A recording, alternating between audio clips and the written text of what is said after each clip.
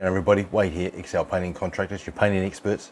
So today I'm going to answer the question, or start to answer the question, why am I getting bubbles in my paintwork?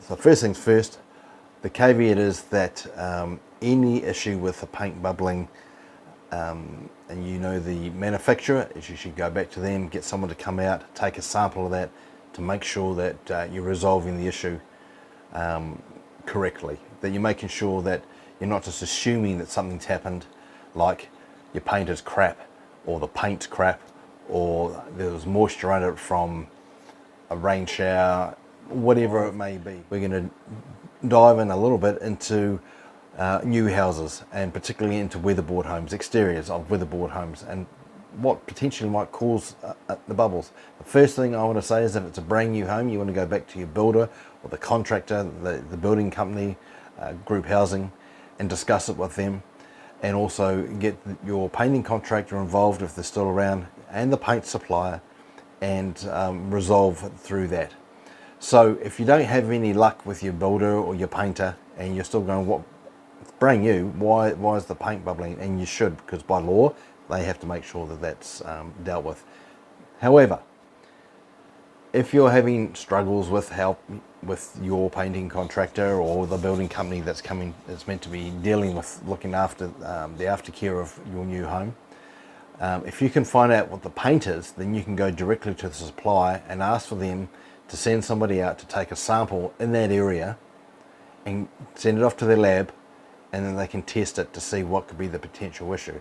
It could be moisture, it could be dirt, soils, oils, greases, you name it. Look, on a brand new building site, well, houses in general, but on a brand new building site, there is a dozen, multiple dozens of contractors that have been on and off that site before the painters even turned up. I had a scenario, a situation that happened quite a few years ago, but it was a real hassle, and that was, we had a weatherboard area that the paint just didn't seem to stick to in certain areas. It looked like a handprint.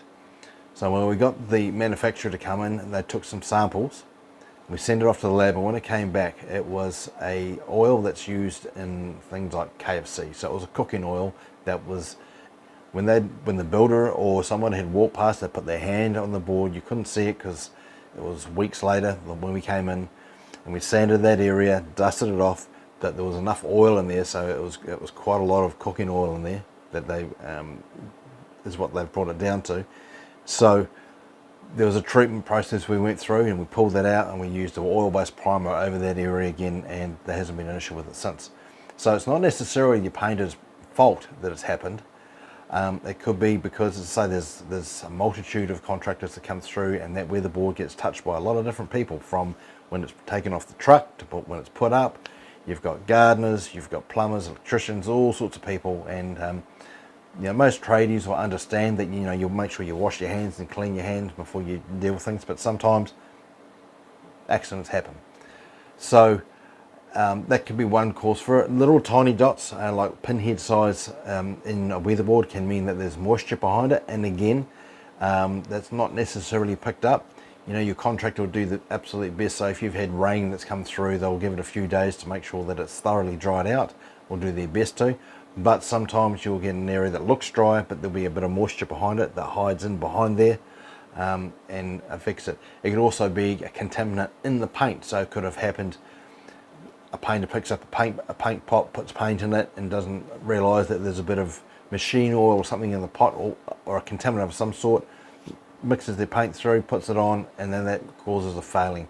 Look, there is so many things that can cause it. So before you go and throttle your contractor and abuse them, just say, hey, look, can we just get this tested and see what's causing it?